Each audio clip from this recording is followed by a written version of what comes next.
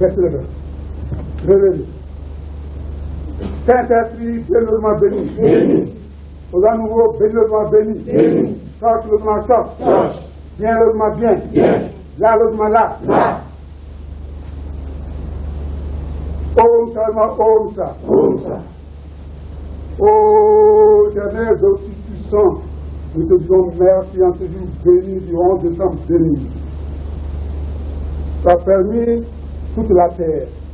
Tu as permis tous les enfants de cette Côte d'Ivoire qu'aujourd'hui que l'ODA a choisi pour être à la télévision. Tu as préféré bénir cette terre afin que nous puissions effectivement y être. Comme tu nous as permis d'être là, nous remercions la télévision qui nous a pris. Nous remercions à travers la télévision le ministre qui a accepté notre doléance. Nous remercions toutes les autorités de ce pays.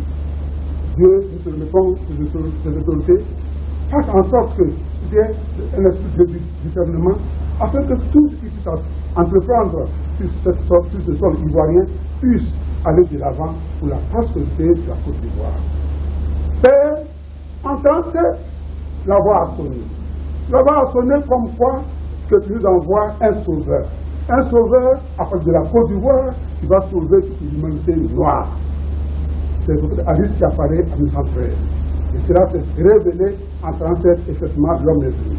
L'homme est venu, voilà, il y a plus de 63 ans que l'homme œuvre jour pour l'éternel Dieu Tout-Puissant. L'homme a dit que tant que je suis sur le sol ivoirien, il n'y aura jamais de guerre en Côte d'Ivoire. Mais comme l'homme, je vois avant de croire comme Thomas, l'homme a vérifié, l'homme s'est aperçu qu'effectivement l'homme de Dieu est là. Nous avons évité le pire, nous te disons merci. Aujourd'hui, la Corée, l'auteur, celui de Corée, le papa de Yopougon, a demandé à être ici pour faire connaître ce qu'elle connaît, pour faire savoir au monde entier que le peuple nouveau est effectivement venu, que sa parole doit, après de la Côte d'Ivoire, demeurer et traverser la Côte d'Ivoire et au-delà du monde entier. Voilà pourquoi nous sommes là. Seigneur, sois avec nous. Donne ton Esprit Saint. Verse cet Esprit Saint, verse sur nous, afin que tout ce que nous allons entreprendre ici soit une réussite dans la parole. Parole de ma parole. Amen. Je te le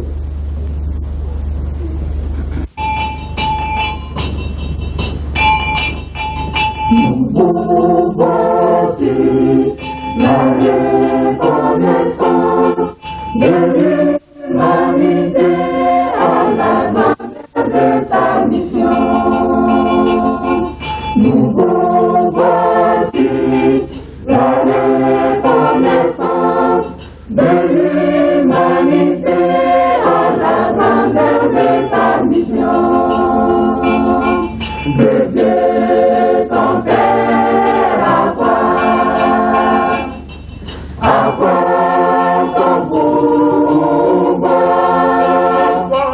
Béni soit l'Éternel qui détient et qui donne à chacun la paix pour toujours. Béni soit l'Éternel qui détient et qui donne à chacun la paix pour toujours.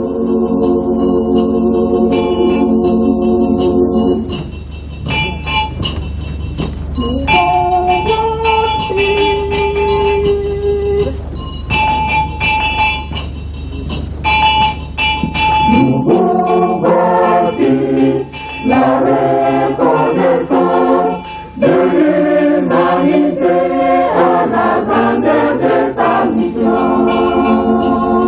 Nous voici la reconnaissance de l'humanité à la grandeur de ta mission. De Dieu ton Père, à quoi ton pouvoir. Béni soit l'Éternel qui détient et qui donne à chacun la paix pour toujours.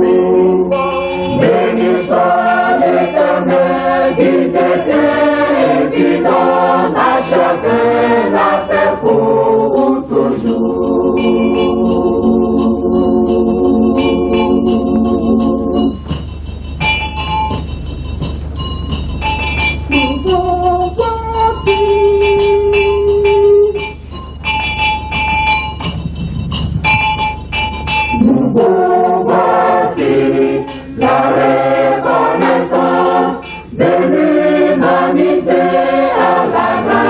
de ta mission. Nous voici la reconnaissance de l'humanité à la grandeur de ta mission. De Dieu ton Père accroît ton pouvoir. Béni soit l'Éternel qui détient et qui donne à chacun la paix pour toujours. Béni soit l'Éternel qui détient et qui donne à chacun la paix pour toujours.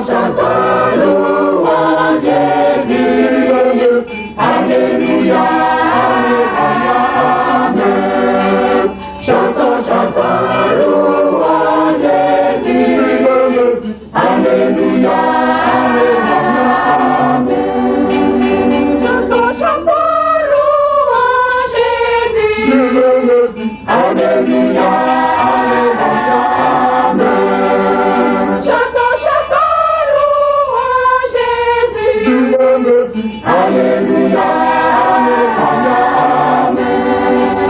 Chantons, chantons, louange Jésus. Merci. Alléluia, Amen. Chantons, chantons, louange Jésus. Merci. Alléluia, Amen. Chantons, chantons, louons Jésus. Merci. Alléluia, Amen. Chantons, chantons, louons Jésus. Merci. Alléluia, Amen.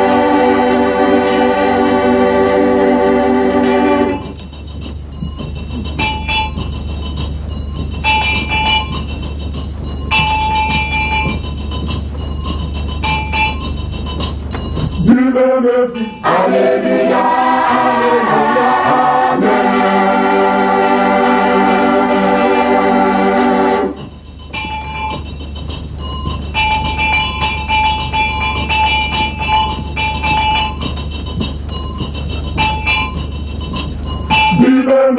Alléluia,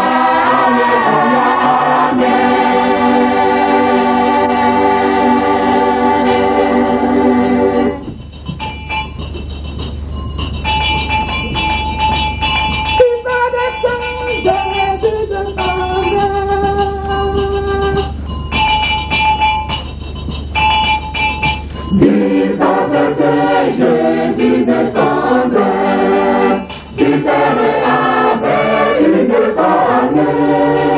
Chantons, chantons, louange Jésus. Alléluia, Amen. Chantons, chantons, louange Jésus. Alléluia, Amen. Chantons, chantons, louange Jésus. Alléluia, Amen. Chantons, chantons, louange Jésus. Alléluia, Amen. Chantons, chantons, louange Jésus. Alléluia, Amen. Chantons, chantons, louange Jésus. Alléluia, Amen. Chantons, chantons, louons Jésus. Alléluia, Amen. Chantons, chantons, louons Jésus. Alléluia, Amen.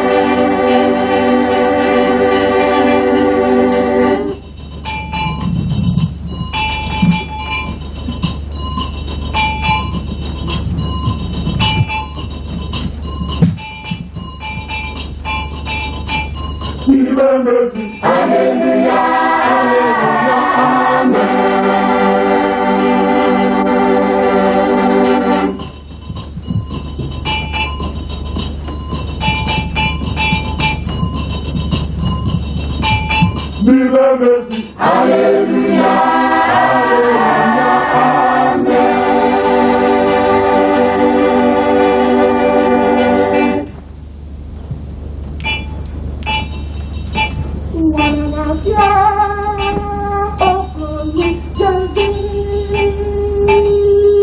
Alléluia,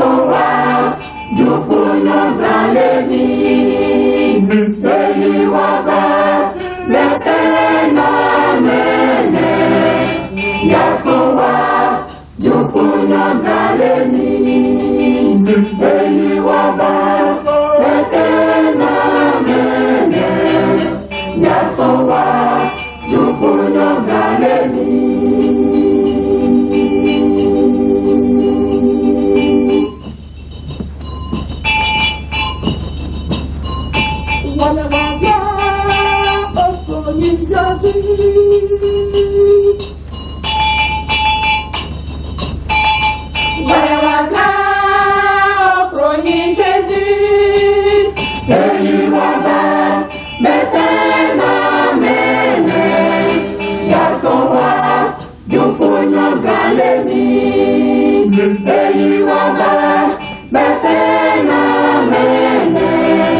Yasowa, Jukunyo Zalemi, Eyi Waba, Betena Mene. Yasowa, Jukunyo Zalemi, Eyi Waba, Betena Mene. Yasowa, Jukunyo Zalemi, Eyi Waba, Betena Mene. Yasowa, Jukunyo Zalemi, Eyi Waba, Betena Mene. Yasowa, Jukunyo Zalemi, Eyi Waba, Betena Mene. Yasowa, Jukunyo Zalemi, Eyi Waba, Betena Mene. Yasowa, Jukunyo Zalemi.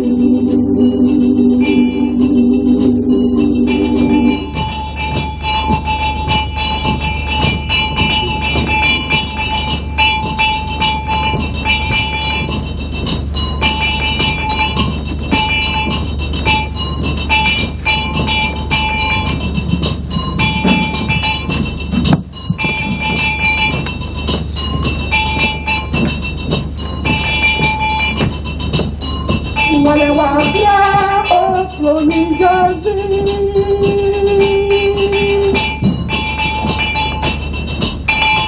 wale wapya Ofloni Jazi, Eyi Waba, Betena Mene. Yasowa, Jukunyo Zalemi, Eyi Waba, Betena Mene. Yasowa, Jukunyo Zalemi, Eyi Waba, Betena Mene. Yasowa, Jukunyo Zalemi, Eyi Waba, Betena Mene. Yasowa, Jukunyo Zalemi, Eyi Waba, Betena Mene. Yasowa, Jukunyo Zalemi, Eyi Waba, Betena Mene. Yasowa, Jukunyo Zalemi, Eyi Waba, Betena Mene. Yasowa, Jukunyo Zalemi, Eyi Waba, Betena Mene. Yasowa, Jukunyo Zalemi.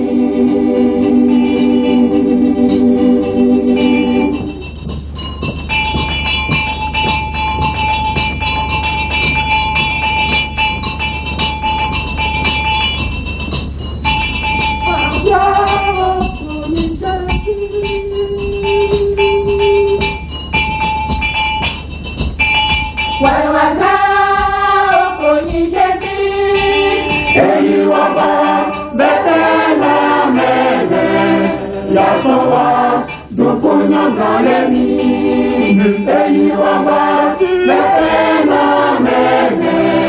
Yasowa, Jukunyo Zalemi, Eyi Waba, Betena Mene.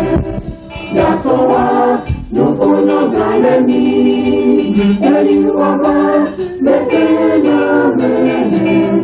Yasowa, Jukunyo Zalemi, Eyi Waba, Betena Mene. Yasowa, Jukunyo Zalemi, Eyi Waba, Betena Mene. Yasowa, Jukunyo Zalemi.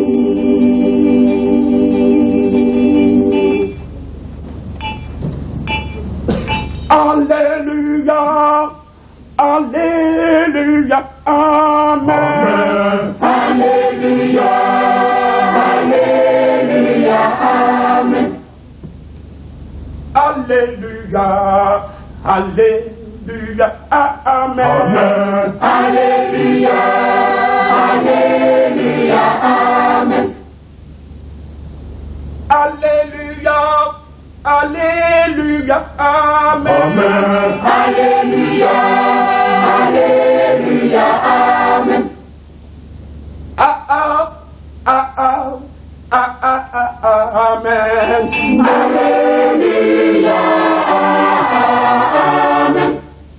Alléluia, Amen. Alléluia, Amen. Alléluia, Alléluia, Amen. Alléluia, Alléluia, Amen. Alléluia, Alléluia, Amen. Alléluia, Alléluia, Amen.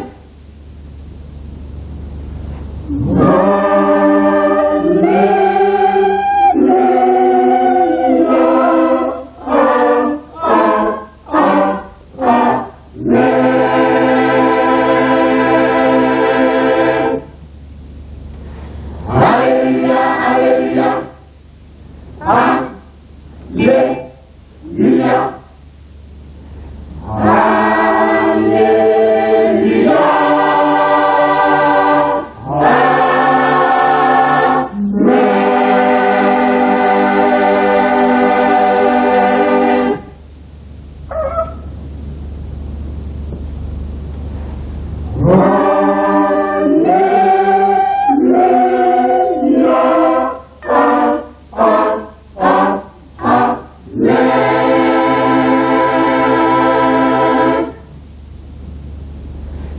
Hallelujah, hallelujah. Hallelujah, hallelujah. Hallelujah, hallelujah.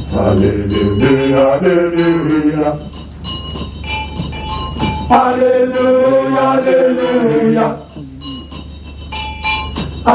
Hallelujah, hallelujah. Hallelujah, hallelujah. Hallelujah, hallelujah, hallelujah. Hallelujah, hallelujah. Hallelujah, hallelujah, hallelujah. Hallelujah, hallelujah. Hallelujah, hallelujah. Alléluia. Alléluia, alléluia. Alléluia. Alléluia, alléluia. Chantons alléluia. Alléluia, alléluia. Alléluia. Alléluia, alléluia.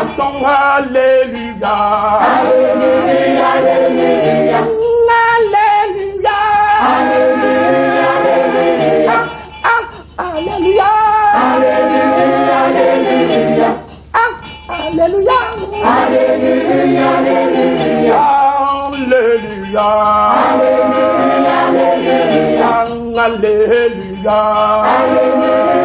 alléluia. Alléluia, alléluia. Alléluia, alléluia. Alléluia, alléluia. Alléluia, alléluia. Alléluia, alléluia. Alléluia. Alléluia, alléluia. Alléluia. Alléluia, alléluia. Alléluia. Alléluia, alléluia. Alléluia, alléluia. Alléluia. Alléluia, alléluia. Alléluia, alléluia. Alléluia, alléluia. Alléluia. Alléluia, alléluia. Alléluia. Alléluia, alléluia. Alléluia. Alléluia, alléluia. Alléluia. Alléluia, alléluia. Dansez-nous l'alléluia. Alléluia, alléluia. Chantons alléluia. Alléluia, alléluia. Alléluia. Alléluia, alléluia. Alléluia. Alléluia, alléluia. Alléluia. Alléluia, alléluia. Alléluia.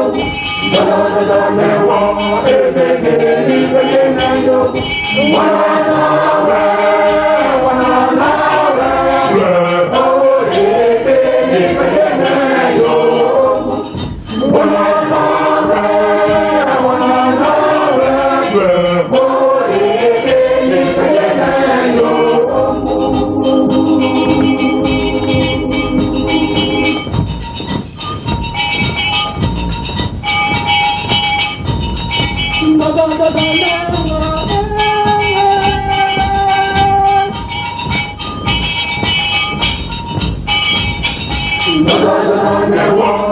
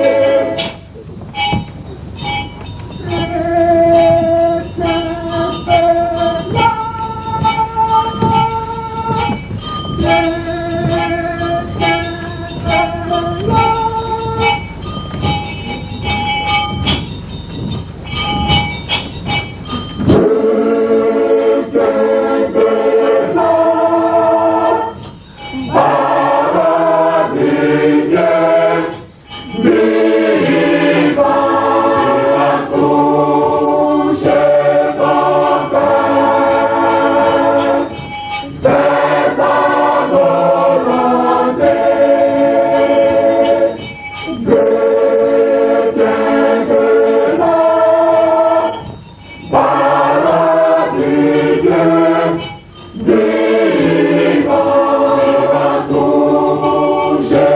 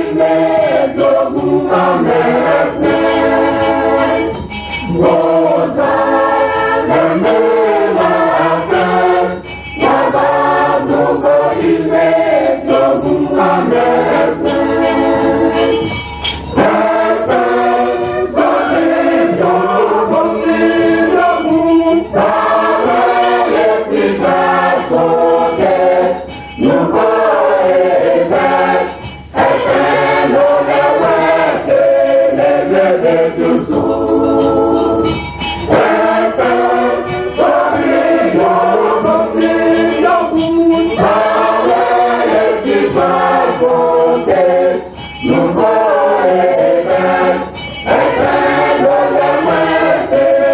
célébrer toujours.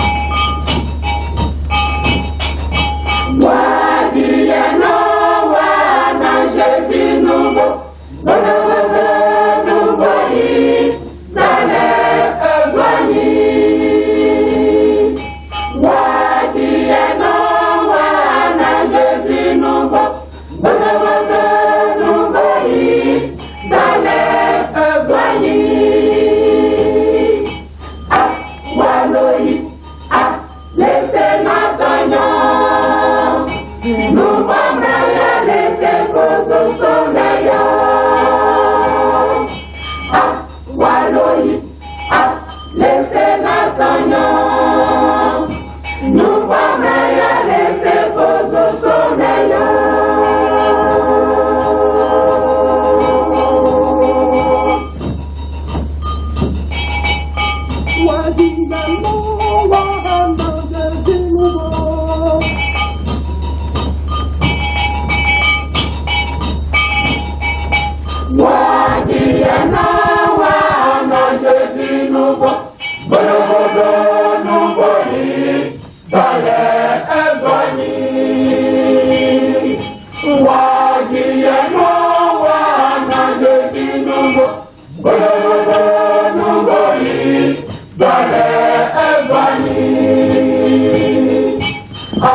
Wallonie, ah, les sénateurs, nous sommes les épouses au soleil.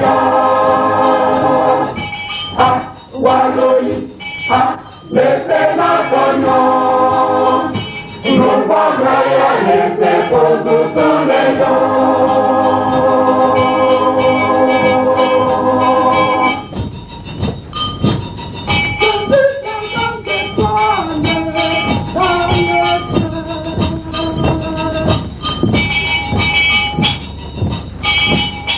Yeah.